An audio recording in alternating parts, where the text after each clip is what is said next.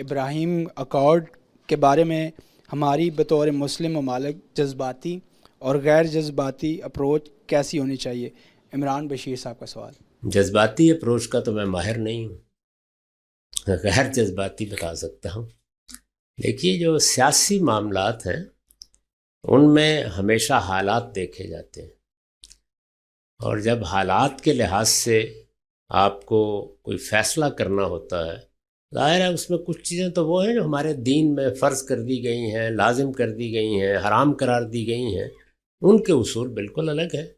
لیکن تدبیر کے معاملات میں ذہن کو کھلا رکھنا چاہیے، یہ دیکھنا چاہیے کہ جو چیز کی جا رہی ہے یا کرنے کے لیے کہا جا رہا ہے اس کے مفاسد کیا ہوں گے، اس سے فائدے کیا ہوں گے۔ وہ سیاسی فیصلے اسی اصول پر کیے جاتے ہیں۔ اس وقت جو ایک بڑا مسئلہ درپیش ہے وہ مشرق وسطیٰ میں امن کا مسئلہ ہے۔ امن وہاں ہونا چاہیے۔ اب میں اگر امن قائم کرنے کے لیے بیٹھوں گا تو ممکن ہے کہ میرا نقطہ نظر اور ہو، آپ بیٹھیں گے تو آپ کا نقطہ نظر اور ہو سکتا ہے۔ اس وقت امن کنہوں نے قائم کرنا ہے؟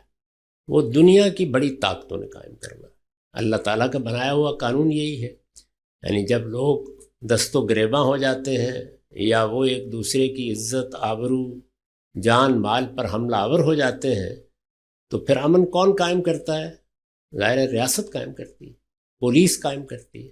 میرے آپ کے لیے ریاست قائم کرنا کوئی دینی واجبات میں سے نہیں ہے، لیکن اپنی ضرورت کے تحت ہم اس کو قبول کرتے ہیں کہ ایک پولیس کا نظام ہو، ایک فوج کا نظام ہو، پھر ہم ٹیکس دیتے ہیں ان کو۔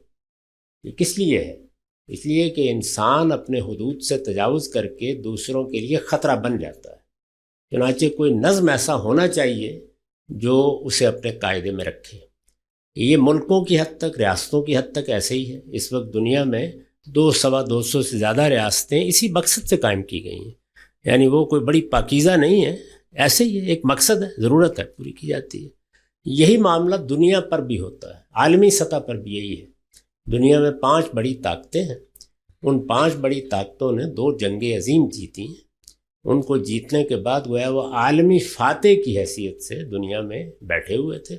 اس پہ انہوں نے طے کیا ہے کہ اب دنیا کو کیسے چلنا ہے، تو وہی عام طور پر آگے آئیں گے۔ جب کبھی فساد پیدا ہوگا آ کے وہی فیصلہ کریں گے۔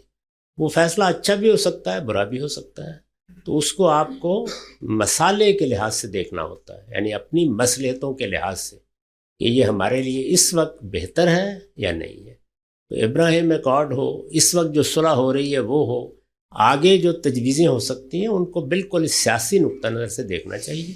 مسلمانوں کی مذہبی قیادت اس طرح چیزوں کو نہیں دیکھتی، یہ سارا فساد اس سے برپا ہوا۔